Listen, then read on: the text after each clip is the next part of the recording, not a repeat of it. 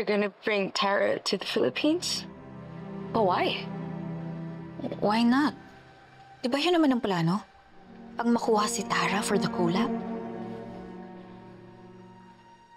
But that's before the viral video, Noreen. Ngayon na-cancelled na siya, para saan pa? Dapat hindi na natin ituloy itong deal na to kasi makakasira to sa Velma Beauty, di ba?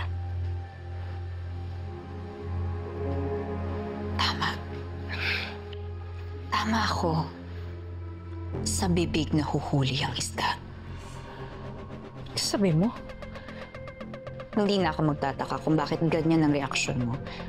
Dahil hindi mo in-expect na ganito yung mangyayari, di ba?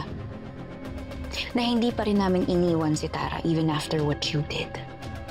Ikaw ang may pakana ng viral video. You're the one behind this mess. Umamin ka na lang. Nahuli ka naman eh. May kinalaman ka dito, di ba? Ganyan ka na ba talagang kasama, Shari? Nakakaya mong manlaglag ng ibang tao? Sabagay, bakit pa ba ako magugulat? Siguradong sanay ka na dito. Na perfect mo na. May master's degree ka na sa pagsira ng buhay ng iba gaya ng ginawa mo sa ate ko. Di ba ganito rin ang ginawa mo kay Ate Helena? Stop, Sherry! Guys, pick your things. We have to leave soon. Okay?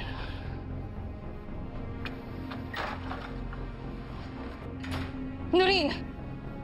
Don't you dare accuse me sa mga bagay hindi ka naman ginawa! What happened to your ate? She did that to herself!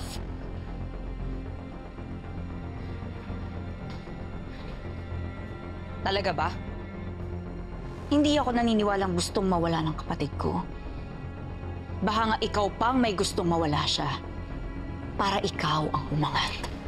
Dahil alam mong kahit anong gawin mo, wala kang kalaban-laban sa Ate Helena ko. That's why you got rid of her, di ba? Huwag ka magbibintang, Noreen. Dahil wala kang alam. Hindi mo alam yung pinagdaanan ko. No wonder magkapatid nga talaga kayong dalawa.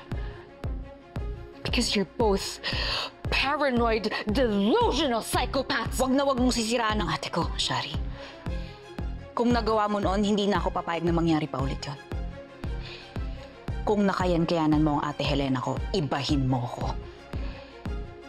Ibahin mo ko.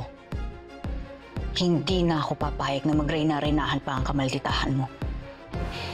Sige. I-enjoy mo kung anong meron ka ngayon. But always make sure to check the label of your crown. Dahil may expiration date na ang pag-uungo sa trono.